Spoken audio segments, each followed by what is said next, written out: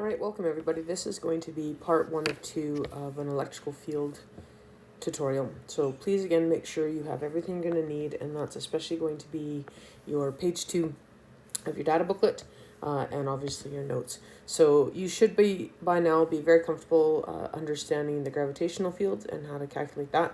So a big thing to remind you of, the reason why gravitational fields exist is because of the source, and that source, like a planet or any other large object, that has a mass to it, and because of that it basically warps space-time around it, and it affects everything around it, and it always makes it go towards the source. Okay, and depending on the mass of the object or the distance between the object and the test body, we can kind of get a magnitude or strength of that, and that is our gravitational field strength. Electric fields work in a very similar way. Now, the big difference here is that the source doesn't have a mass because it's not gravitational, it's electric, so that means the source has to either have a positive or a negative charge to it. And this all comes down to follow the electrons. So electrons, we know, have negative charges. So we're going to make sure you understand a little bit more in depth about that. But one of the things I'd like you to just keep in mind, that depending on literally the amount of electrons I have, I can again calculate how strong this electric field is. So the best example I can give you is if you've ever shocked yourself by walking across a carpeted area and then you touch a doorknob and you feel that discharge of static electricity, you are dealing with an electric field. Now there's other uses for these. The fact that I can write on this, this is actually harnessing the powers in an electric field right here because of the conduction between the pen tip and the screen itself, which is a very useful application, but there are many others, and we're going to start taking a look at what those applications are. So as our last field, we can also calculate this. So this formula is going to be really important, and again, on page 2 in your data booklet is all you need to know about what each of these variables are. So one of the things that is going to be a little bit different is compared to gravity, we always knew that the gravitational field was always towards the source, but now we have to figure out what charge the source is. So apparently, if it's a positive charge in the middle, that force will be felt outwards, and I'll explain why. And if it's a negative charge in the middle of the source, okay, so if it's a negative, there's now an attractive quality and everything will be towards. And I'll teach you how that works. When you start looking at, again, electric fields, please make sure you understand the law of charges. So you would have learned this in grade 9, but if you can't remember that, and in class I would have gone through some demos. But essentially the law of charges deals with your ability to understand positives and negatives. So we all know that opposites attract. So if I have two opposing charges, like a positive and a negative, they are going to attract together. If I have similar charges or alike charges, that's what we call these, alike or similar. So if I have two positive charges together or two negative charges, they are going to repel. So this is actually a really important concept. So because an electric field is the region that surrounds these charged objects, depending on how strong this positive source is here or this negative source is here, is going to tell me how strong this push or pull is. And if I were to put an object within this electric field, it obviously is going to be impacted, moved, or manipulated. This is how we need to basically understand electric fields. So an electric field, again, the source needs to have a positive or a negative charge. When we try and figure out how this test body is going to be impacted, we always assume that my test body is positive. So let me see if I can explain this to you. So imagine I had a source, and we've been able to figure out that this source is a negative source. Okay, so there has been a buildup of electrons causing this to be a negative source. Our test body, so if I just use TB as a test body, in physics, we always assume the test body is positive. Always. So now you go back to your law of charges. If I have a negative and a positive, there's an attractive force. I know that this test body is going to be attracted. If I flip this source, and all of a sudden I rip off electrons and I make it more positive, and again, I put a test body beside it, and now again, we're going to assume this test body is positive. What's going to happen? Well, these are two similar charges. it is going to push and repel. This is a super important summary that you need to make sure you understand. And we're going to figure out how and why I can change this source and how it can be a positive and negative. So once I can deduce the direction of this source, and again, as this test body, this is the object within it, I can then calculate it and tell you how strong it is. Now again, just like in gravitational strength, there's going to be a unit. So because this is a push or a pull, this I'm going to use again my newtons. That's a force. This C is going to be a brand new player to you. This is a concept called a coulomb. Now a coulomb is literally a measurement of charge. So it literally tells you how strong sort of these electric sources have as a quantity. So it's a Newton per coulomb. No different, if you remember back to our gravitational, it was newtons per kilogram. And again, that source was a mass, and that's why we use kilograms. Well, this source is an electric charge, hence why we look at what a coulomb is. And I'm going to take you through that because a coulomb is a very odd concept, but we'll see if we can help you understand this. So a little bit of back to grade 10 science. So because I can literally make a source positive or negative, I need to understand basic chemistry. So let's see if we can take you through back to grade 10. If I have a lithium ion, and if I took a look at lithium on my periodic table, we always look at lithium as a positive ion. If I took a look at fluorine here, fluorine is always listed as a negative. Now the reason this is if I were to take a look at lithium as an atom, it's number 3 on the periodic table, and if I were to set up its electrons, there's always one here on the outside. Now this doesn't want to stay. This electron desperately wants to leave. And so imagine this, if I have, this is my negative energy because electrons are negative. If I could unload my negative energy and I could donate it to someone else, I'm going to have a more overall positive charge. Now the reason being is if I look in the very, very center of lithium's atom, in its nucleus, I have 3 positives. So imagine I have 3 positives. Now a lithium atom has also 3 negatives. Those are these 3 electrons. But it doesn't like it. This makes it very, very unstable. So the first opportunity it has, that lithium will try and donate and get rid of its negative electron that's inside its very last shell. So if I take a look, these 2 cancel each other out, but I have an overall positive charge. That's why lithium is always listed as a positive 1, as it can donate. Fluorine is again a similar atom that if I were to look at it and if I were to count everything, fluorine's number 9 on the periodic table, it's going to have 9 protons. Okay, so that means it has 9 positives. And again, it's also going to have 9 electrons, which are its negatives. But again, it isn't happy. How this works is 2 of those electrons are in this inner shell, and then you'll notice it has 1, 2, 3, 4, 5, 6, 7 on its outer shell. It's not happy. But what it will make it very, very, very happy is it has one more space right here. It desperately wants one more electron. So if it can take this negative electron that maybe lithium is somewhere around, and it can gain that electron, I no longer have 9 electrons, I have 10. So I have now an overall negative energy source. And this is exactly how electric fields work. I can transfer these electrons. So how we can do this in a lab, and there's some awesome video links. I recommend you watch these in the original PowerPoint on D2L. But if I were to take a plastic strip of plastic, like a clear plastic, a ruler that's made out of acetate, and if I were to take a fabric of wool and I rub them together, essentially what I can do is this wool is going to grab all of these electrons from the acetate, from the wool. And that now loads all of those electrons onto the acetate, which makes it an overall negative charge. Because the wool lost all of its electrons, it becomes more positive. And now I can actually manipulate matter with this. So I can actually now attract anything that's positive and negative together. I can also have a neutral substance, and if it's neutral and any other charge, it is also going to attract. And I'll show you this, especially with water and a few other things. It's kind of a neat trick. The last thing you can do, and I showed this again in class, are these idea of a pith ball. So a pith ball is basically a super easily manipulated small piece of styrofoam, essentially.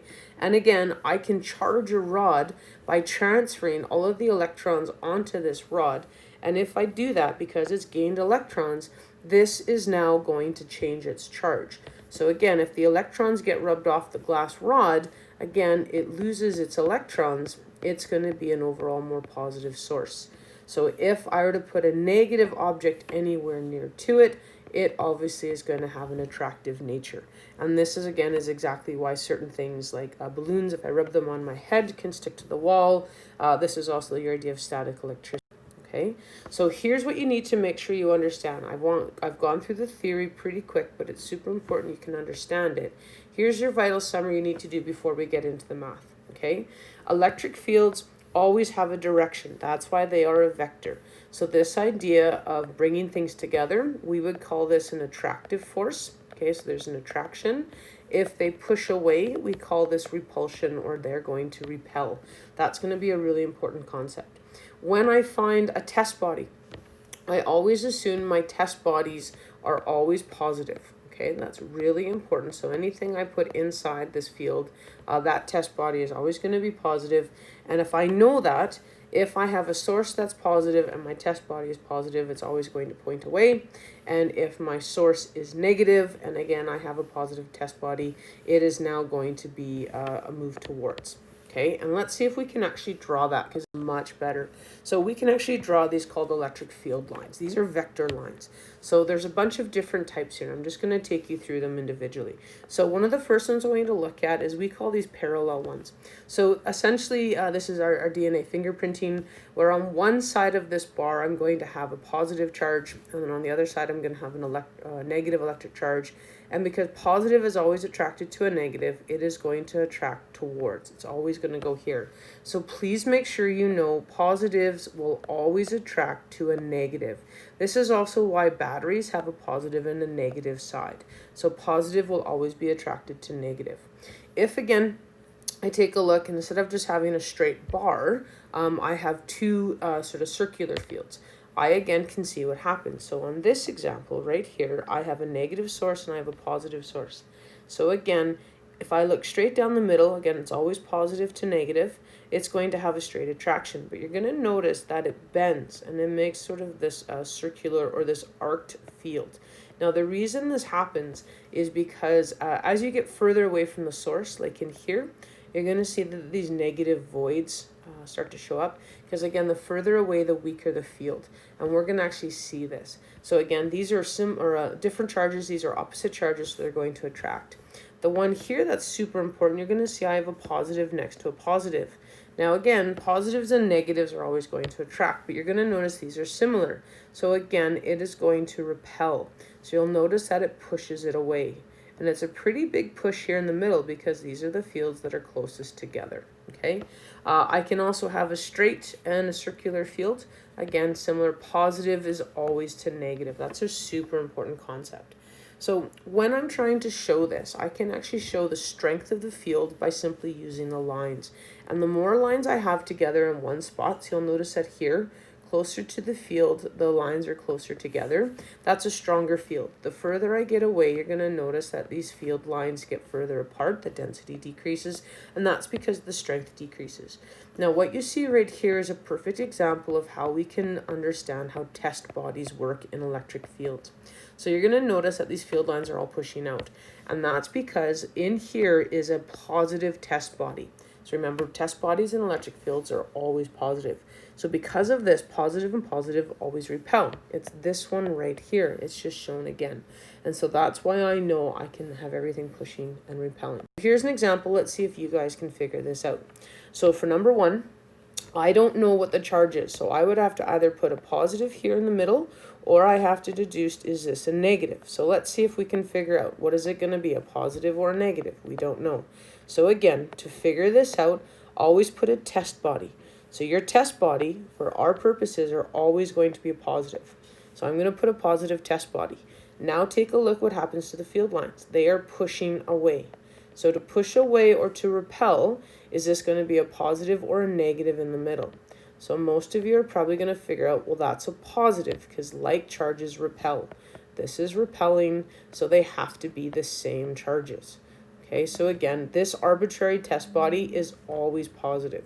So this is how I would draw this. Once I've kind of figured it out, and I'll make this a little bit neater, the only thing you need to write in here is the fact that this is a positive source. Okay, and again, I figured that out by literally putting a positive test body around it. So for number 2, similar, put a positive test body beside it. What happens? Well, these are now all attracting towards the center, and that means this positive is attracted towards, so this center must be a negative source. See if you can pause this video and see if you can figure out what the other ones are. Okay, now hopefully some of you have figured out I don't need to put a positive test body around them because there's already 2 separate fields interacting. So all you need to do is take a look at what's happening with your forces. So if I look at these 2 field lines, I have one moving towards the other. So again, this is where you just have to remember that a positive field will always go towards a negative field. Always, always, always. So that means this one must be positive, this one must be negative. And again, I know this because I can then go through and I could put a positive test body here. Lo and behold, the ones that are out here are attracting towards. So that makes sense. And again, I can put a positive test body here and they're starting to repel. So that's how I can check that I'm correct for number 3. No different number 4. Take a look at how these field lines are working. The ones that are side by side right here, these are repelling away. So these 2 must be the same. I just have to figure out which one they are. So again, put a positive test body around each of them. Well, lo and behold, if I put a test body next to this one, it attracts towards it. That means this has to be a negative. No different here. This line here is attracting towards. So if this is a positive test body, this must be a negative. And if I now look at these 2 combined, I have a negative and a negative. They are going to repel side by side. So that's how I know both of these are negative. And hopefully by now you've been able to figure out how to do this last one. No different here. If I take a look, again, the 2 side by side are repelling.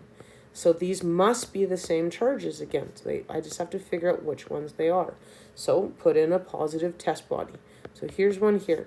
Well, lo and behold, they're pushing away. Well, the only way that a positive can push a positive is if this is a positive itself. And so if I put these 2 in, and then I need to be able to take a look, this now makes sense because these 2 will push away because they are similar charges. They will repel. And again, if I put my positive test body anywhere around this field, it's going to again push away.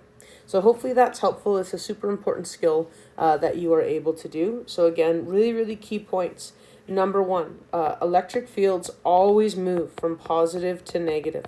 Always, always, always. Please actually write that down on page 2 in your data booklet. And again, to figure out which way a field is going, always put a test body sort of around the field, and that test body will always be positive. And then take a look at what happens. So a reminder that if I have a positive to a negative, I am going to attract.